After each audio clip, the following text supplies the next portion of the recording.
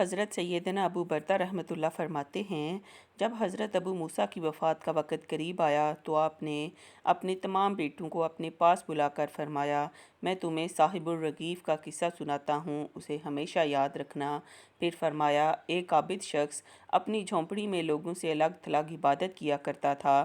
وہ 70 سال تک اسی جھونپڑی میں رہا۔ اس عرصے میں کبھی بھی اس نے عبادت کو ترک نہ کیا اور نہ ہی کبھی اپنی جھونپڑی سے باہر آیا۔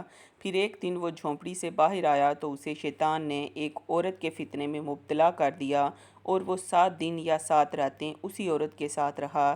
7 دن کے بعد جب اس کی آنکھوں سے غفلت کا پردہ ہٹا تو وہ اپنی اس حرکت پر بہت نادم ہوا اور اللہ تعالیٰ کی بارگاہ میں توبہ کی اور وہاں سے رخصت ہو گیا۔ وہ اپنے اس فعل پر بہت نادم تھا۔ اب اس کی یہ حالت تھی کہ ہر قدم پر نماز پڑھتا اور توبہ کرتا تھا۔ پھر ایک رات وہ ایسی جگہ پہنچا جہاں 12 مسکین رہتے تھے۔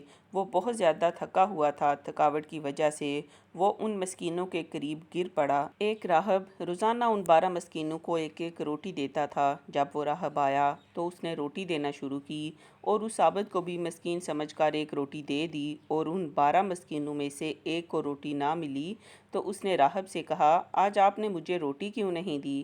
راہب نے جب یہ سنا تو کہا، میں تو 12 کی 12 روٹیاں تقسیم کر چکا ہوں۔ پھر اس نے مسکینوں سے مخاطب ہو کر کہا، کیا تم میں سے کسی کو 2 روٹیاں ملی ہیں؟ سب نے کہا، نہیں، ہمیں تو صرف ایک ایک ہی ملی ہے۔ یہ سن کر راہب نے اس شخص سے کہا، شاید تم دوبارہ روٹی لینا چاہتے ہو، جاؤ، آج کے بعد تمہیں روٹی نہیں ملے گی۔